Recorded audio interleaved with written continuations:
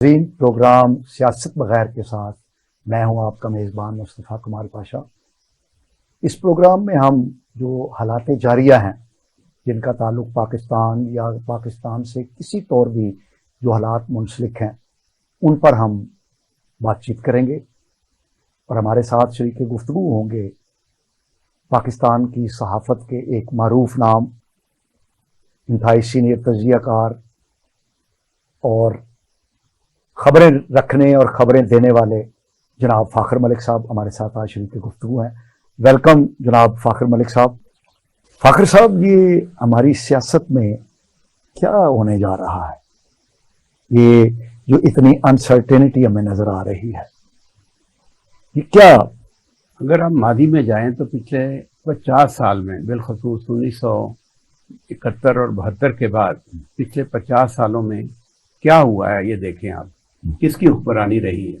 کیا جمہوری حکومتیں رہی ہیں؟ کیا جمہور کو کوئی موقع ملا ہے اپنی آواز سنانے کا؟ کیا جو حکومتیں آئی ہیں، آپ دیکھیں کہ 28 وزرائے اعظم آئے ہیں پچھلے 50 سال میں۔ 2.5 سال مدت بنتی ہے ایک وزیر اعظم کی، اور اس کے مقابلے میں جو لوگ الیکٹ ہو کے نہیں آئے، جو منتخب نہیں تھے، ان کی مدت کسی کی 11 سال ہے، کسی کی 10 سال ہے، کسی کی اس سے زیادہ ہے، اور وہ لوگ پاکستان بننے کی بجائے پاکستان توڑنے کے مرتکب بھی ہوئے ہیں۔ یہ صورتحال بتاتی ہے کہ ہماری سیاست میں پچھلے 50 سالوں سے، جب سے یہ ملک 2 حصوں میں تقسیم ہوا ہے، تب سے ہم مشکلات کا شکار ہیں، اور وہ نادیدہ قوتیں جو سیاست بناتی ہیں اور سیاست بگاڑتی ہیں، جو حکومتیں بناتی ہیں اور حکومتیں بگاڑتی ہیں، جو حکومتیں بناتی ہیں۔ نہیں، لیکن فاخر صاحب، اب تو وہ نادیدہ قوتیں جو ہیں وہ توبہ طائبہ ہو چکی ہیں نا۔ اب انہوں نے آپ کو سیاستدانوں کو موقع دیا ہے کہ یار چلاؤ ملک، تو کیوں نہیں چل رہا ملک سیاستدانوں سے؟ دیکھیں، سیاستدانوں کا قصور نہیں ہے۔ ایک تو پہلی بات ہے، تربیت کوئی نہیں ہے۔ نمبر 2، کوئی سیاسی جماعت ہے ہی نہیں۔ سیاسی شخصیتیں ہیں جو کہ مستقبل میں ایلیمینیٹ ہونے جا رہی ہیں میرے خیال میں۔ سیاسی شخصیتیں، سیاسی حکومتیں نہیں بنی۔ نہیں، ایلیمینیٹ کون کرے گا انہیں؟ ایلیمینیٹ وقت کرے گا انہیں۔ میں ان قوتوں کا نام نہیں دیتا، لیکن حالات ایسے پیدا ہو جائیں گے کہ وہ قوتیں اپنا اثر دکھائیں گی، اور اس ملک میں ایک نیا سیاسی ڈھانچہ بنے گا، مجھے جو نظر آ رہا ہے۔ نہیں فاخر صاحب، آپ کہہ رہے ہیں بنے گا، کون بنائے گا؟ سیاستدانوں نے بنانا ہے نا۔ اور سیاستدان جو ہیں وہ اگتے نہیں ہیں، وہ ود دا پروسیس جو ہے وہ ایمرج کرتے ہیں۔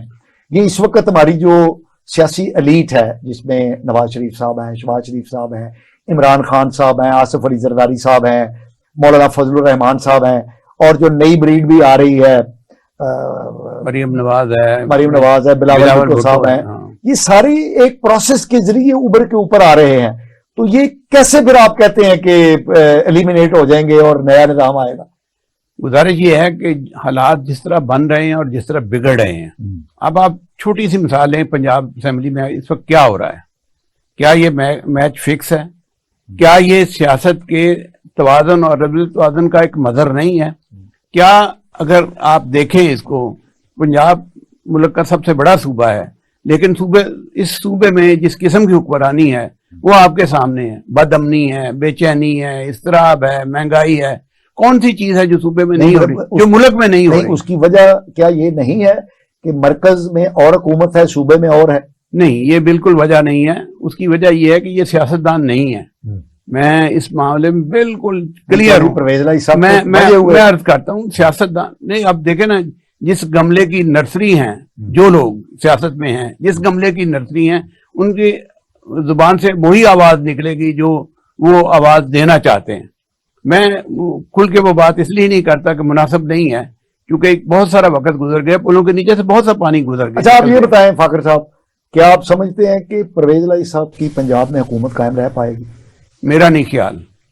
میرا خیال ہے کہ یہ اگلے 1-2 مہینے شاید رہ جائے گی، لیکن اس سے آگے نہیں جائے گی۔ پھر تو ٹائم پورا ہو جائے گا۔ ٹائم پورا نہیں، پورا تو اگست میں ہونا ہے، لیکن میرا ذاتی خیال ہے یہ مارچ تک ہی چلے گی، کیونکہ مارچ کی ڈیٹ دی ہے انہوں نے، جو اس ملک کے اصل حکمران ہیں۔ اور حکمرانوں کی جو حکمرانی ہے وہ قائم ہے۔ آپ نے ابھی سوال کیا تھا کہ کون کرے گا، حکمرانوں کی حکمرانی قائم ہے۔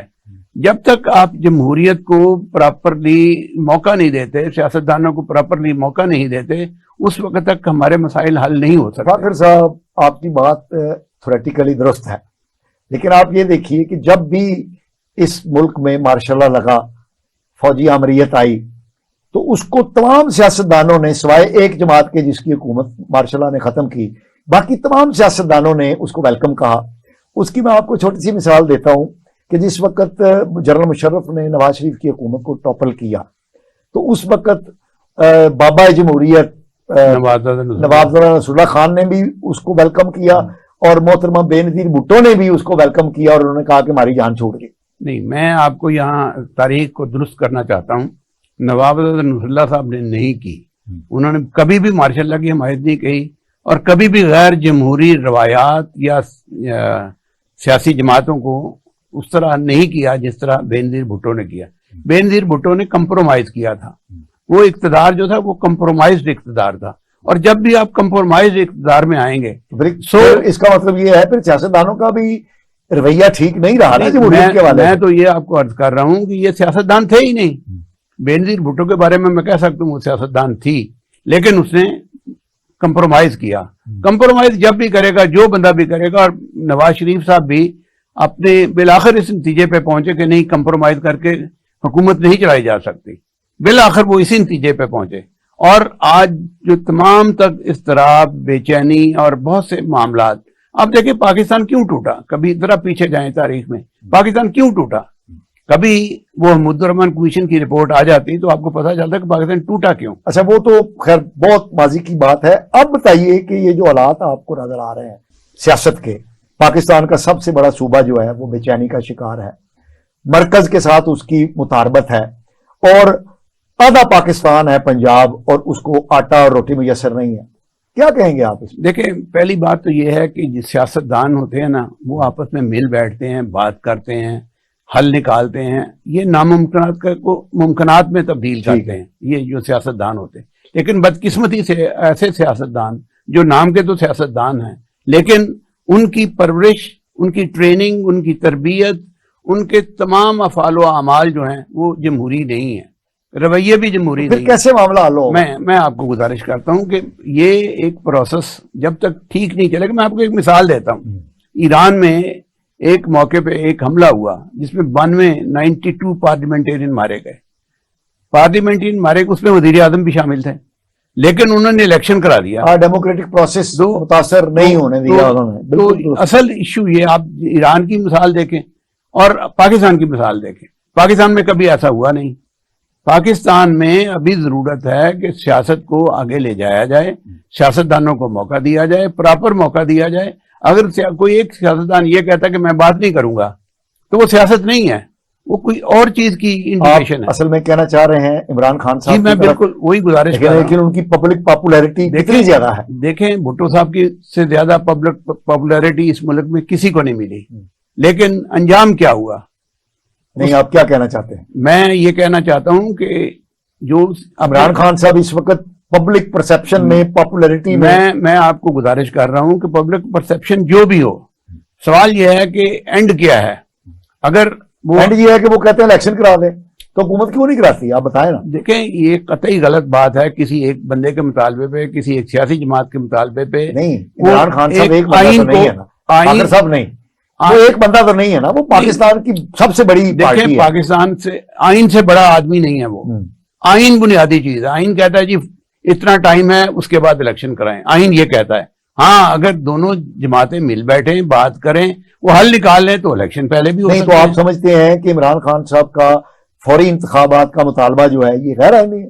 میں اس کو جائز نہیں سمجھتا۔ میں یہ ایک فریز ہوتی ہے وائڈ، ایک ہوتی ہے آپ اوریجنل ریئل، یہ وائڈ ہے۔ یہ جو بات کرتے ہیں نا الیکشن کی، الیکشن ہونا چاہیے، ضرور ہونا چاہیے، اپنے وقت پہ ہونا چاہیے۔ تو حکومت تو تیار نہیں ہے، حکومت نہیں تیار۔ حکومت تو آئین کی بات کرتی کہ آئین آپ کو جب مینڈیٹ دیتا ہے 5 سال کا، تو 5 سال کے بعد الیکشن ہوگا۔ پھر آپ کا کہنے کا مطلب یہ ہے کہ یہ جو سیاسی رسہ کشی ہے اور یہ جو کیوس ہے یہ جاری رہے گا، یہ عوام کے مسئلے حل نہیں ہوں گے؟ نہیں، بالکل نہیں۔ آپ نے ابھی جو بات کی کہ پنجاب میں آٹے کا مسئلہ ہے، مہنگائی کا مسئلہ ہے، اب مجھے بتائیں کہ یہ کس نے حل کرنا ہے؟ یہ پنجاب حکومت نے آٹے کا مسئلہ حل کرنا ہے۔ इस वक्त इनके पास 106 दिन का स्टॉक मौजूद है। जो एक्ट या ये जो इन्होंने कदम अभी उठाया है, ये आज से 2 महीने पहले उठा लेते। किसने रोका था इन्हें? इसका मतलब ये है कि हुकूमत जो है वो बेखबर है, या हुकूमत को पता ही नहीं कि मसाइल। तो हुकूमत कहती है कि हमें वो कोटा नहीं दे रही मरकजी गवर्नमेंट। ये गलत बात है, झूठ कहते हैं। इसको कन्फ्रंट करें। कोटा मिलना बात की बात है, क्या इस वक्त स्टॉक्स हमारे पास मौजूद नहीं है? इस साल पंजाब हुकूमत ने 35 लाख टन का टारगेट मुकर्रर किया था खरीदारी का, इन्होंने 45 लाख टन खरीदी है। अच्छा जी। एक मिनट फखर साहब, ये आप बहुत बड़ी खबर ब्रेक कर रहे हैं। नाजरीन, हमारे मोहतरम पैनलिस्ट अपने शोबे में एक बड़ा नाम रखते हैं, साहिबे बसीरत भी हैं और मालूमात और राब्ते भी इनके हैं। तो ये कह रहे हैं कि जो हुकूमत पंजाब ने गंदम की प्रोक्योरमेंट का 35 लाख टन का टारगेट रखा था, उसकी बजाय 45 लाख टन जो है वो गंदम खरीद ली गई है। तो ये एक बहुत हौसला अफजा बात है जो फाकिर मलिक साहब बता रहे हैं हमें। तो फिर क्या वजह है कि आटे का बहरान है? देखें, ये टोटली मिसमैनेजमेंट है। ओके, ये टोटली मिसमैनेजमेंट है। मरकज के जो गंदम देनी होती है, मरकज गंदम देता रहेगा, नहीं देता रहेगा, वो बात की बात है। लेकिन आपके पास रिजर्व मौजूद हैं, स्टॉक्स मौजूद हैं, आपने उनको क्या करना है? अगर आपको ब्यूरोक्रेसी ये कहती है कि जी स्टॉक्स जो हैं हमने रिजर्व रखे हैं ताकि अगली फसल का तखमीना आने के बाद हम दें, तो इस दौरान टर्माइल हो जाए। ये क्या बात हुई? जो आपके पास है उसको एग्जॉस्ट उसको तो प्रॉपरली इस्तेमाल करें। इस्तेमाल तो आप कहना ये चाहते हैं कि ये जो गंदम का और आटे का बहरान है, ये बुनियादी तौर पे मैन मेड है, ये हकीकी नहीं है, बिल्कुल मसनूई है, और ये मसनूई है, हुक्मरानों की ब्यूरोक्रेसी की नलायकी के बायस ऐसा बिल्कुल हुआ। ऐसे ही है, बिल्कुल ऐसे ही है। लेकिन सवाल जो जिस आप सियासतदान की बात करते हैं, जिनको बहुत तजर्बाकार है, बहुत मजे हुए हैं, बहुत ज्यादा उन्हें समझ है इस बात की, मुझे बताएं कि उन्हें ये कौन बताएगा कि ये आपके पास स्टॉक्स पड़े हुए हैं? ये आप स्टेप ले लें, लोग दरबदर ना हो। और नंबर 2, मैं ड्यू अपॉलॉजी, मीडिया का बहुत बड़ा कसूर है इसमें। मीडिया ने इस मामले को इतना हाईलाइट किया है और हकाइक असल ऐसे है नहीं। लोगों देखें फाकर साहब, ये स्पेशल टीवी के प्लेटफॉर्म से हम तो जो हकाइक हैं वो कौम को दिखाने की कोशिश कर रहे हूं कि इस वक्त आपके पास पंजाब की जरूरियात के 106 दिन के स्टॉक्स मौजूद हैं। 106 दिन। फसल कितने दिन के बाद आने वाली है? मार्च के एंड में फसल आ जाएगी, जो जनूबी पंजाब से आती है, पहली उधर से। इसका मतलब ये है कि हमारी जरूरियात से ज्यादा स्टॉक हमारे पास मौजूद है, बिल्कुल, लेकिन हम उसको प्रॉपर तरीके से इस्तेमाल करने की सलाहियत से आ रही है, जिसकी वजह से ये आटे का बहरान जो है कौम को भुगतना पड़ रहा है। बादशाह साहब, ये करप्शन का एक बड़ा वादे सबूत है कि आपके पास एक चीज मौजूद है और आप लोगों को नहीं दे रहे। क्यों नहीं दे रहे? कौन जिम्मेदार है? अगर आप कभी अपना मुहासबा करें और अगर इस पे ही मेरा मैं हुकूमत एक कोई कमेटी बनाए कि प्रोब करे कि भाई आटे का बहरान क्यों पैदा हुआ, और बहरान पैदा होने के नतीजे में लोगों के साथ जो ज्यादती हुई है क्यों हुई, उनके अरबों रुपए निकल गए। अब देखें ना, यहाँ पे 150 रुपए किलो आटा बिका, क्यों बिका? और एक दिन में गंदम की कीमत 1200 रुपए कमी हुई एक दिन में, कल और आज में। आज गंदम की कीमत 4200 रुपए है, कल ये 5200 रुपए थी। ये क्यों? ये मार्केट का मैकेनिज्म, और इसमें इसका मतलब है अरबों रुपए साइफन हो गए। ओके, आप देखें ना, एक दिन में एक आपके एक्शन से ओपन मार्केट में गंदम की कीमत 1000 रुपए फी मन कम हो गई। ये क्या मौजूदा है? फाकर साहब, सप्लाई बढ़ाई, हो गया फायदा। आपकी बात से बात निकलती है कि IMF फिर ठीक कह रहा है कि ये जो डॉलर को मसनूई तौर पर हुकूमत ने रोका हुआ है उसकी कीमत को, इसको मार्केट फोर्सेस पे छोड़ देना चाहिए और फिर बेहतरी आएगी। हमारी जो मुआशी मुश्किलात हैं उसकी एक वजह ये भी तो है ना कि डॉलर की हमें जरूरत ज्यादा है और डॉलर मौजूद नहीं है, और डॉलर की जो कीमत है उसको हमने 225 पर 230 पर रोकने की कोशिश की है, जबकि मार्केट में असल में 260 रुपए पर डॉलर। देखें, ये एक पॉलिसी के तहत होता है, पॉलिसी मैकेनिज्म है। बहुत बड़ा जुल्म जो किया ना इमरान खान हुकूमत। फाकर साहब, अगर आप इजाजत दें तो हम एक छोटा सा ब्रेक ले लेते हैं, तो उसके बाद फिर हम यहीं से बात शुरू करेंगे। नाजरीन, एक शॉर्ट ब्रेक पर हम जा रहे हैं, आप हमारे साथ रहिएगा। फाकर मलिक साहब से गुफ्तगू जारी रहेगी। डॉक्टर बनना मेरा ख्वाब था।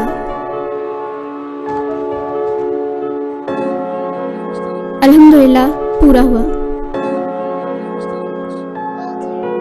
इंजीनियर बनना मेरा शौक था। अल्हम्दुलिल्लाह मैं कामयाब हुई। हमारे ख्वाबों को पूरा किया निसार गर्ल्स कॉलेज ने। Nisar Girls Colleges, ultimate environment, highly qualified faculty, purpose-built campus, air-conditioned classrooms और laboratories, जदीद तरीन कंप्यूटर लैब, शानदार लाइब्रेरी, आरामदेह कैफेटेरिया, हैवी ड्यूटी जनरेटर्स और ट्रांसपोर्ट की सहूलत के साथ निसार गर्ल्स कॉलेजेस दाखिले जारी हैं। FSc pre medical, pre engineering, ICS, ICOM, FA, BCom, BSc, BA, Nisar girls colleges adjacent Hira CNG, GT Road, Khariya. Phone 053 7611 897 up to 99. मुसलमान मुसीबत में घबराया नहीं करता। मीनार पाकिस्तान 1940 की एक स्पेशल याद। 14 अगस्त आजादी का वो स्पेशल दिन। बलूचिस्तान कुदरती नजारों से मलबूस एक स्पेशल दास्तान। सिंध सकाफत की चाशनी में डूबी एक स्पेशल कहानी। पंजाब खूबसूरत वादियों में बिखरी एक स्पेशल तारीख। खैबर पख्तूनख्वा सर बुलंद पहाड़ों के बीच एक स्पेशल खित्ता। और कुछ नायाब और स्पेशल लोग। कायद आजम मोहम्मद अली जिन्ना, अल्लामा मोहम्मद इकबाल, सैयद अबुल आला मौदूदी, डॉक्टर अब्दुल कदीर खान, अब्दुल सत्तार ईधी, नेमतुल्लाह खान और इन जैसे हजारों लोग जिनसे बनता है एक स्पेशल पाकिस्तान। और अब इन सब को समेटते हुए आ रहा है स्पेशल टीवी, जिसमें होगा वो सब कुछ जो हमें बनाता है स्पेशल। स्पेशल टीवी, पाकिस्तान की सोच।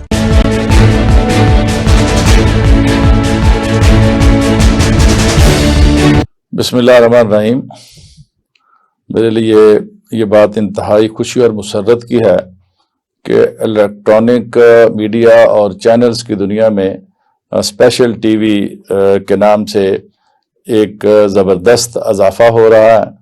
और अपने नाम के मिस्दाक स्पेशल टीवी से हम तवक्को रखते हैं कि वो इस मुल्क की माशरत, इस मुल्क की मईशत, इस मुल्क की सियासत के ऊपर भी अपने एक अलग और अनोखे अंदाज से आइंदा कंट्रीब्यूट करेगा।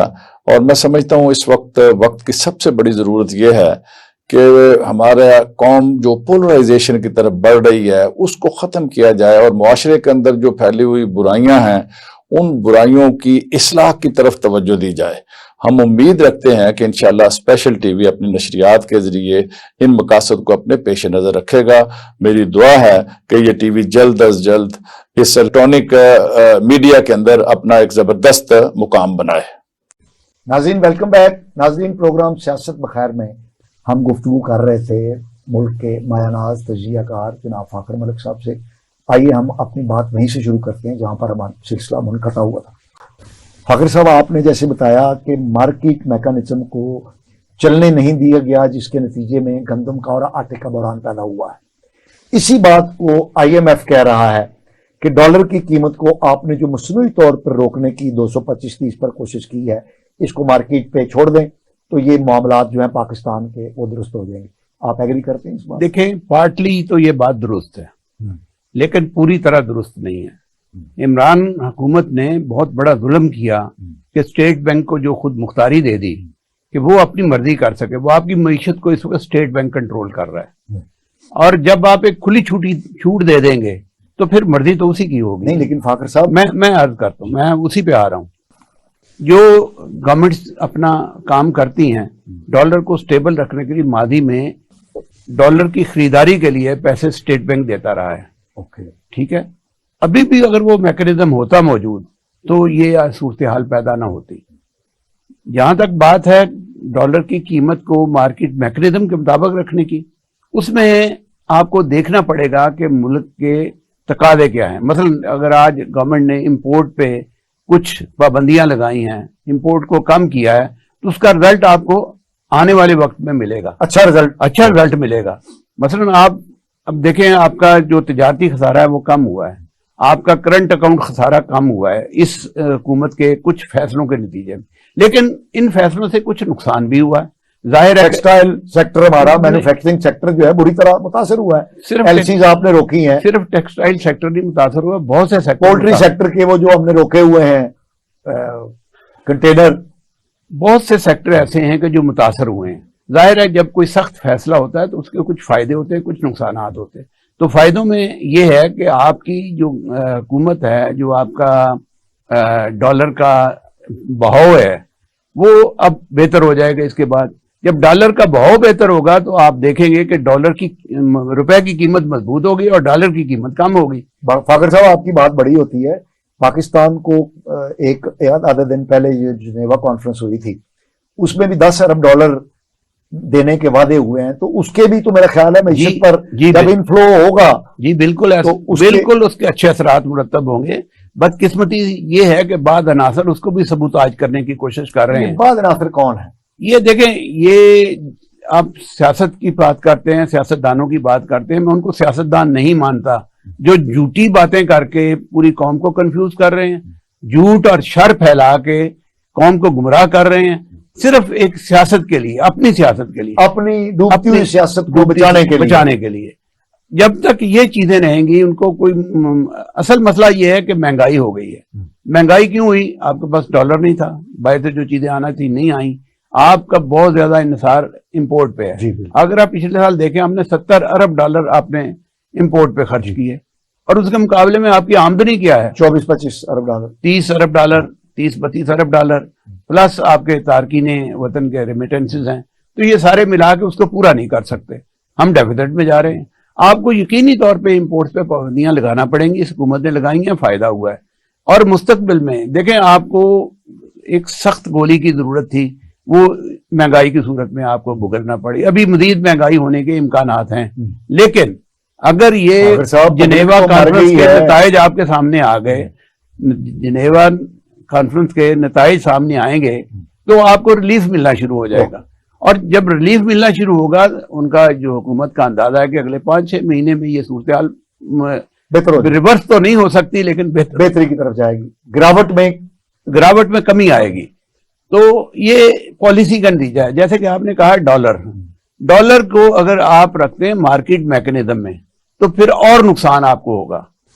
اس وقت یہ ہے کہ اسینشل امپورٹس ہو سکتی ہیں اور جو غیر ضروری امپورٹ ہے وہ نہیں ہونی چاہیے، اور اس پہ انہوں نے پابندیاں لگائی ہیں. اور بعد کوئی غالباً 68 ایسی آئٹمز ہیں پہ جن کو انہوں نے ڈیوٹیاں، ایڈیشنل ڈیوٹیز لگائی ہیں، جو میں کتے بلیوں کی خوراک ہے.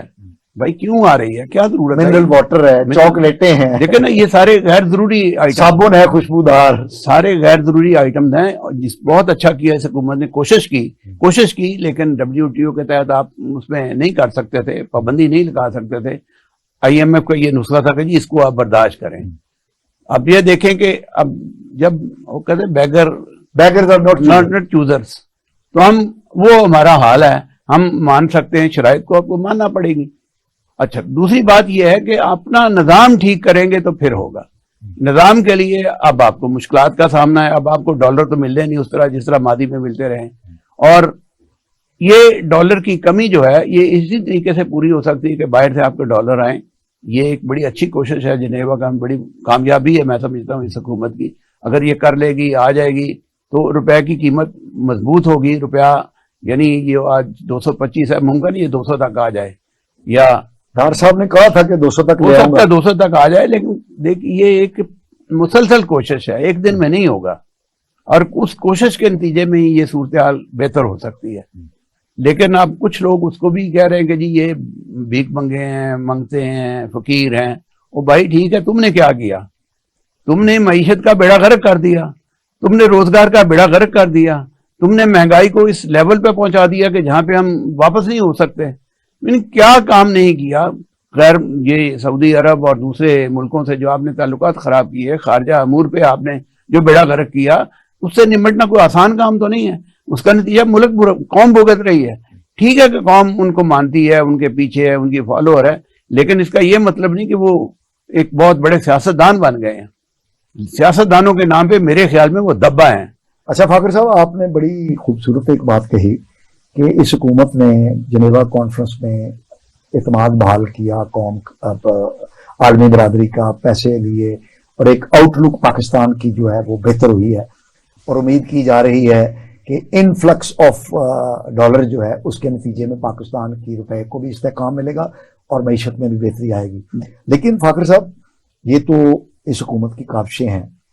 آپ نہیں سمجھتے کہ ہمارے جو سالار اعلیٰ ہیں جنرل عاصم منیر، وہ بھی پاکستان کو معاشی ریسکیو دلانے کے اندر دن رات کوشش کر رہے ہیں؟ سعودی عرب کا دورہ انہوں نے کیا ہے، یو اے ای جائیں گے، تو کیا یہ وہاں سے بھی پیسے پاکستان کے لیے لے کر نہیں آئیں گے؟ کیونکہ ہمیں یہ معلوم ہے کہ ان سے پہلے جو آرمی چیف تھے جنرل قمر جاوید باجوہ صاحب، وہ بھی پاکستانی حکومت کو بیل آؤٹ کرنے کے لیے ملک گئے تھے. گئے ہیں. تو اس آرمی کے اس کردار کو ہم کیوں نہیں دیکھیں؟ آرمی کا جو کردار ہے نا، ایک محدود کردار ہے بنیادی طور پہ.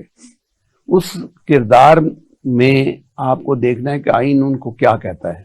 آئین میں ان کا کردار مختص ہے. آرمی کو وہی کام کرنا چاہیے جو اس کے سپرد ہے. یہ اپنی جورسڈکشن سے باہر جا کے کوئی ایکسٹرا کام کرتے ہیں، ملک کے لیے کام کرتے ہیں، تو اس کو قدر کی نگاہ سے دیکھا جانا چاہیے. لیکن میرے خیال میں یہ ان کا کام نہیں ہے کہ وہ آپ کے لیے پیسے اکٹھے کریں.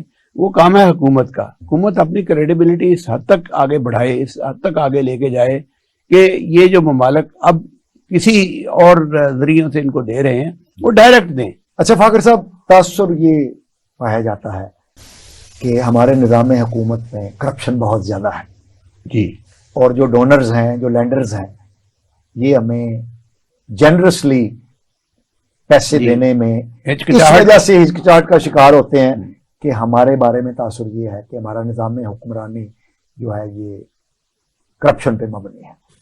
یہ پرسیپشن ٹھیک نہیں ہے. میرا نہیں خیال کہ کرپشن پہ مبنی ہے. کرپشن ہے دنیا میں، امریکہ ہو، برطانیہ ہو، کرپشن ہر جگہ ہے. لیکن کرپشن کے مختلف مدارج ہیں، اس کی قسمیں ہیں. مثلا امریکہ میں اگر آپ 8-10% کسی بزنس کے لیے رکھ دیتے ہیں کہ یہ ہم نے اس کو کسی کی پاکٹ میں دینا ہے، تو وہ اس کو جائز سمجھا جاتا ہے اور وہ کتابوں میں بھی لکھ دیتے ہیں. ہمارے ہاں اس چیز کو مانا نہیں جاتا. فرق پرسیپشن کا اس لیے ہوا ہے کہ اگر آپ کا وزیر اعظم امریکہ جا کے یہ کہے کہ ہم کرپٹ ملک ہیں، اگر وہ امریکہ میں جا کے یہ کہے کہ پاکستان میں کرپشن بہت زیادہ ہے، اگر وہ یہ جا کے کہے کہ جی ہمارے سیاستدان بہت کرپشن کرتے ہیں، دیکھیں اپنے گھر میں ہر آدمی کو پتا ہوتا ہے کہ میرے گھر میں کیا ہو رہا ہے. ٹھیک ہے، کرپشن ہو رہی ہے، کتنی ہو رہی ہے، کتنی نہیں ہو رہی. یہ کرپشن کا جو فلڈ گیٹ کھلا ہے، اگر آپ ذرا ماضی میں چلے جائیں، یہ کرپشن کے جو آغاز ہوا ہے یہ ان نام نہاد جمہوری حکومتوں کے دور سے شروع ہوا ہے. بھٹو صاحب کے دور سے فوراً بعد کرپشن کا معاملات شروع. عمران خان صاحب صحیح کہتے ہیں نا؟ نہیں، میں یہ گزارش کر رہا ہوں کہ یہ بات نہیں ہے. وہ لوگ جو سیاستدان نہیں تھے، یہ میں عمران خان کو بھی سیاستدان نہیں سمجھتا. دیکھیں سیاست دو قسم کی ہوتی ہے، ایک مثبت ایک منفی. اگر آپ منفی سیاست پہ یقین رکھتے ہیں اور ایک شیطانیت کے حوالے سے ہی سارا کام کرنا چاہتے ہیں تو آپ کرتے رہیں، لوگ قبول بھی کر لیں گے. لیکن جھوٹ بولتے جائیں. آپ نے ایک بات کہی کہ ہمارے وزیر اعظم جو تھے سابقہ عمران خان صاحب، وہ ہر جگہ پہ کرپشن کی بات کرتے تھے. لیکن اب ان کے گھر سے کرپشن برآمد ہوئی ہے یار. وہ ہمارا کیونکہ موضوع نہیں ہے، اس پر آئیں گے کبھی. نہیں. لیکن ہمارے جو موجودہ وزیر اعظم ہیں، انہوں نے جب جنیوا میں یہ ڈونرز کانفرنس ہوئی تو انہوں نے باقاعدہ کہا کہ ہم تھرڈ پارٹی ایویلویشن جو ہے اس امداد کی جو ہمیں مل رہی ہے کروائیں گے. اس کا مطلب ہے انہوں نے بھی اس بات کا تو نہیں بالکل نہیں. تھرڈ پارٹی ایویلویشن دیکھیں ہمیشہ ہوتی ہے. اچھا، ہمیشہ ہوتی ہے. آپ کسی سرکاری دفتر میں چلے جائیں، ایک انٹرنل آڈٹ ہوتا ہے، ایک ایکسٹرنل آڈٹ ہوتا ہے. انٹرنل آڈٹ جو ہے وہ پکڑتا ہے چیزوں کو بھی، جسے جہاں کہیں بے ضابطگیاں ہوتی ہیں، جہاں کہیں اوور کوئی پیمنٹ ہو گئی ہے یا کوئی اور روٹین کے معاملات کو ڈسٹرب کیا ہے، وہ وہیں پکڑ لیتے ہیں. اس کے بعد ایکسٹرنل آڈٹ ہوتا ہے. اب ایکسٹرنل آڈٹ میں بھی چیزیں پکڑی جاتی ہیں اور ان کو ریکٹیفائی کیا جاتا ہے. یہ جو اے جی کی आती है report, accountant general of Pakistan, जी, ये रिपोर्ट जो आती है, सालाना रिपोर्ट आती है, इनके नहीं, पहले अकाउंटेंट जनरल की auditor general, auditor general, auditor आपने अकाउंटेंट जनरल का, ऑडिटर जनरल, जी, पाकिस्तान। ऑडिटर जनरल की जो रिपोर्ट आती है उसमें बताया होता है उन्होंने कि पाकिस्तान में इस साल कौन से पैसे बेज़ाब्तगी की नजर हुए, कौन से करप्शन की नजर हुए, कौन से यानी उससे हटके तरीकेकार से हटके खर्च हुए, कितने रिकवर करने हैं, ये वो देते हैं रिपोर्ट में। और सारी दुनिया में हुकूमतों का भी ऑडिट होता है, अदारों का भी ऑडिट होता है। तो ये बिल्कुल नॉर्मल बात है कि थर्ड पार्टी की यानी उसकी करना, जांच पड़ताल करना, ऑडिट करना, ये बिल्कुल नॉर्मल बात है। वैसे इससे ये तासुर गलत है कि हमारे यहाँ करप्शन होती है या उन्होंने करप्शन को तस्लीम कर लिया है। वैलिडेशन ये होती है कि भी आप एक अच्छे इदारे के पास जाए, अच्छे चार्टर्ड आप ऑडिट कर ले, वो ऑडिट में आपको बता देंगे भी कहाँ कहाँ गलतियां हुई हैं। उन गलतियों, कुछ गलतियां होती हैं जो रेक्टिफाई हो जाती, कुछ गलतियां हैं जो रेक्टिफाई नहीं हो सकती। मसलन आप देखें, इसी प्राइम मिनिस्टर पे एक इल्जाम लगा था कि डिफिड के पैसे यहाँ आए हैं, एजुकेशन के पर्पज के लिए एक बरतानवी इदारे ने पैसे दिए और प्राइम मिनिस्टर उसमें मुलव्वस है। और जिसने इल्जाम लगाया था या जिन्होंने इल्जाम लगाया था, जिस हुकूमत ने इल्जाम लगाया था, उसको बरतानिया की अदालत ने क्लियर किया। जी, शहबाज शरीफ की बात कर रहा हूँ कि उसने क्लियर किया कि करप्शन नहीं हुई। अब आप जो इंटरनेशनल बरतानिया का डोनर एजेंसी है उसने, जी, मैं गुजारिश ये कर रहा था कि ये सारी सूरत हाल देखें। अगर आप उस बंदे पे करप्शन का इल्जाम लगा रहे हैं और करप्शन बरतानवी अदालत उसको डिक्लेयर कर रही है, अब बरतानिया की अदालत हमारी जैसी अदालतें नहीं है और उन्होंने आप इन्फ्लुएंस कर रहे हैं, उनको जब क्लियर किया तो आप उस बात को मान लें, लेकिन आप बात मानने की तैयार ही नहीं है।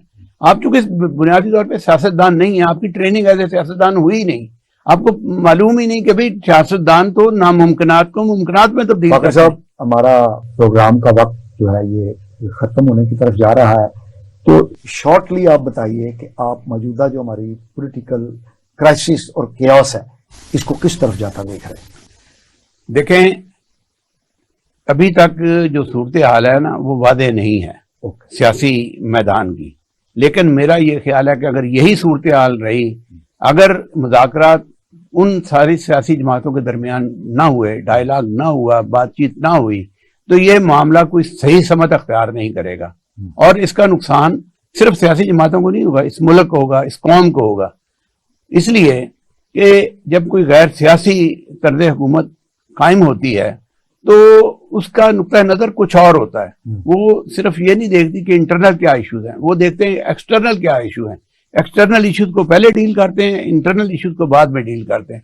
उस सूरत में आपको वो तमाम नुकसानात, जिनमें महंगाई हो सकती है, बदअमनी हो सकती है, बेरोजगारी हो सकती है, अल्लाह अदल के सारे वो मसाइल जो इस वक्त मुल्क को दरपेश हैं, उनमें इजाफा हो सकता है। और रिलीफ आपको जब भी मिलेगा, एक शॉर्ट टर्म में बहुत थोड़ा होगा, लेकिन लॉन्ग टर्म रिलीफ की बात आपको सोचना चाहिए कि कौम को हमने लेके कहाँ जाना है, हमने एक्सपोर्ट बढ़ानी है, हमारी प्रायोरिटीज क्या है, हमारी पॉलिसी क्या है, क्या हमने लोगों को एम्प्लॉयमेंट देनी है, एम्प्लॉयमेंट जनरेशन के लिए क्या कौन कौन से व्हीकल इस्तेमाल करने, कौन सा सिस्टम इस्तेमाल करना।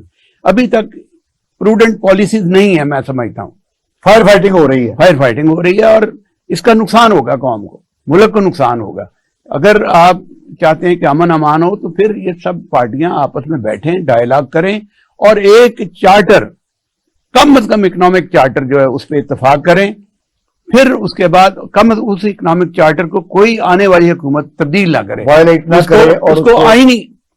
उसको आईनी शक्ल दें, उसको तहफ़्फ़ुज़ दें। तो फिर आपका सरमायाकार बाहर से आएगा, जब उसे पता होगा भाई, मतलब मैं आपको एक बात कहूं कि यहाँ बहुत से बाहर से लोग सरमायाकारी करते हैं, तो उनके केसेस जो हैं वो हल ही नहीं होते। आप रिकोडिक का केस उसमें देख लें, किस तरह रिकोडिक का केस फाइनल हुआ और उस पर क्या क्या रिजेंटमेंट आई। हालांकि वो बड़ा वादे केस था, लेकिन अदालत ने एक ऐसा फैसला दे दिया कि जिसका इस मुल्क को नुकसान होगा। फाखिर साहब, आपने हमारे नाजरीन को अपने ख्यालात आलिया से मुस्तफीद फरमाया।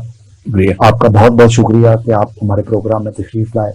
नाजरीन, प्रोग्राम के बारे में अपनी राय से हमें आगाह कीजिएगा। अगले प्रोग्राम तक के लिए मुस्तफ़ा कमाल पाशा को इजाज़त दीजिए। अल्लाह हाफ़िज़।